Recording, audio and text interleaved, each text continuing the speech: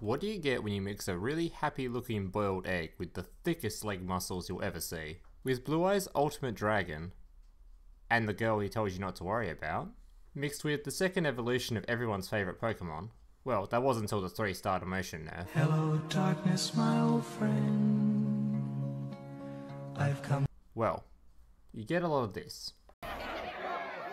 Here we go.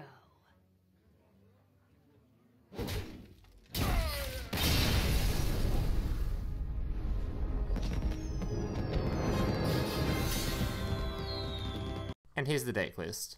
So I've made other Cyber-Stein deck lists on my channel before, but that was a very long time ago, and this is a much more updated, proper version of Cyber-Stein to match the recent meta.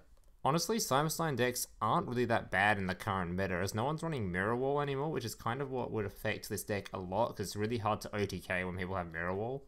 And as for matchups, this deck doesn't really have that really bad matchups in current meta. There's no real deck that stomps it or even does well into it.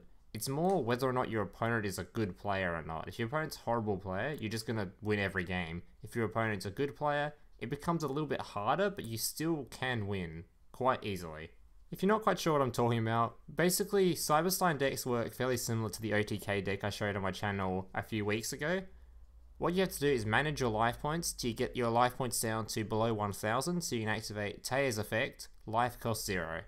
What Life Cost 0 does is it allows you to activate your monster's abilities without paying life points. And this is a really powerful effect with Cyber-Stein, as normally Cyber-Stein is pay 5000 life points to special summon a fusion monster from your extra deck, but now it's just the special summon part, you don't have to pay any of the life points. So this means you can activate it multiple times a turn, special summon as many fusion monsters as you like. Even if one of your fusion monsters gets destroyed, you can then summon another fusion monster in its place. So there are only a few fusion monsters that you are able to summon using Cyber-Stein's effect, as a lot of fusion monsters only say they can be special summoned using the correct cards. But lucky for us, there is actually quite a few still really powerful fusion monsters around, and a lot of different win cons. The 4 that I have chosen for this deck are Ojama King, Blue Eye's Ultimate Dragon, Cyber-End Dragon, and Gatling Dragon. So I've shown examples at the end of the video of different gameplays of these cards in action, showing each of their win cons, but I'll go through them briefly now. So the main win con of the deck is simply inflicting battle damage to your opponent, and you'll be doing this using Blue Eye's Ultimate Dragon and Cyber-End Dragon. Blue Eye's Ultimate Dragon has more attack, so on average this will do more battle damage, but Cyber-End Dragon does have piercing damage, so it can go through your opponent's defense position monsters. You'll have to do a bit of maths, I'm afraid, whenever you go to try and lethal your opponent to try and determine which win con you want to use, as if you can find out whether or not your opponent will take enough battle damage from just these 2 cards alone, these are the 2 cards you're going to summon. Most of the time they will just die from using these 2 cards. The next win con is using Gatling Dragon.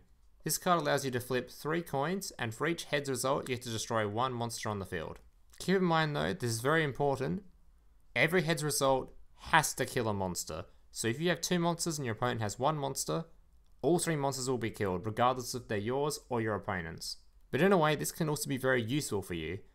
What I mean by this, if your opponent has 2 monsters and you have a Gatling Dragon, you can then activate his effect. If you get 3 heads, you can destroy both of your opponent's monsters and your Gatling Dragon to free up more board space to bring out your Cyber-End Dragon and a Blue Eye's Ultimate Dragon.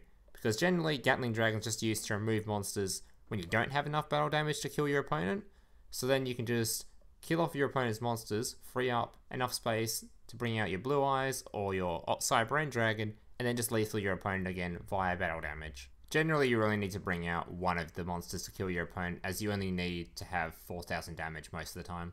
But it's nice to have 2 just in case they have Kuribohs. And the final card, Ojama King, has 2 uses. The first, if you're a bit of a prick, you can use it as your win condition, as what Ojama King does is it makes your opponent unable to use 3 of their monster card zones. So this combines really well with Gatling Dragon, as you can just use Gatling Dragon to destroy all your opponent's monsters, then activate Ojama King to make sure your opponent can't summon any monsters.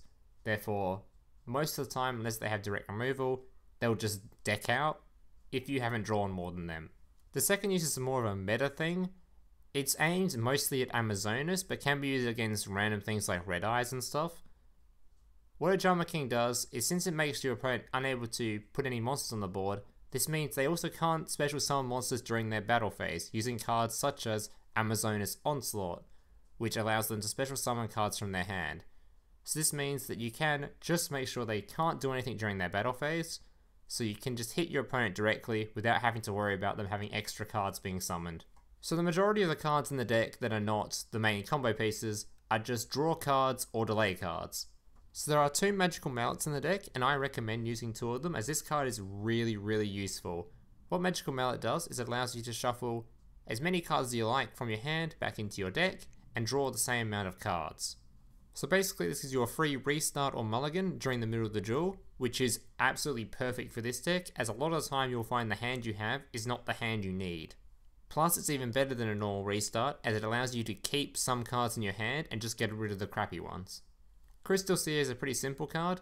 You set him face down, when your opponent swings into it, it flips. It allows you to look at the top 2 cards of your deck, add 1 to the hand, return 1 to the bottom.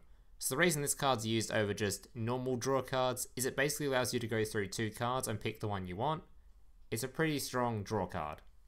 There are 6 Kuribohs in the deck. What Kuribohs do is when your opponent swings at you, basically you activate them and it stops the attack.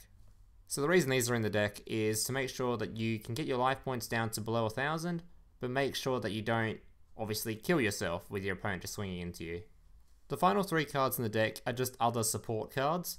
The 3 cards are Trunade, Cybernetic Fusion Support, and Treacherous Trap Hole. So Trunade is absolutely vital for this deck. It's one of your main combo pieces. You want to have this in your hand when you activate Cyber-Stein's effect, well before you activate Cyber-Stein's effect, as you want your opponent to have absolutely nothing, no backline at all, to stop you getting through to their life points. As what Trunade does is it returns all set spell and trap cards to their respective owners' hands. So Cybernetic Fusion Support may seem a little confusing in this deck, but don't worry about it, its effect is not used at all. Basically all it's used for is its pay cost. So Cybernetic Fusion Support has the pay cost of pay half your life points to activate it, so you can use this whenever you're at 2000 life points and it will instantly put you down to that 1000 point cost, which means you can activate your ability. This card is absolutely vital when it comes across players that actually have a brain cell and know to not get your life points down to that below 1000 mark, as this will make sure that if you're ever at 1800, 1500, 2000, you'll still get yourself down to the perfect number to activate your ability.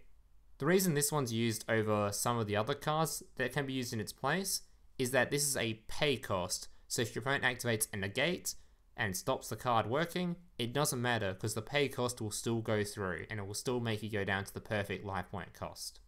Treacherous Trap Hole is kind of a no-brainer in this deck, as this deck runs no other trap cards, so activating Treacherous Trap Hole will get its effect to work, and what its effect is it will destroy 2 monsters on the board. So this includes your monsters or your opponents, so if you want to free up board space to bring out more cards of Cyber-Stein, you can, or it can just remove 2 cards your opponent controls to stop them lethaling you, or to make sure you can do more battle damage to your opponent. Alright guys, that's pretty much it for the talking part of this video. The rest of this video will just be gameplay showing this deck in action, all the different win cons.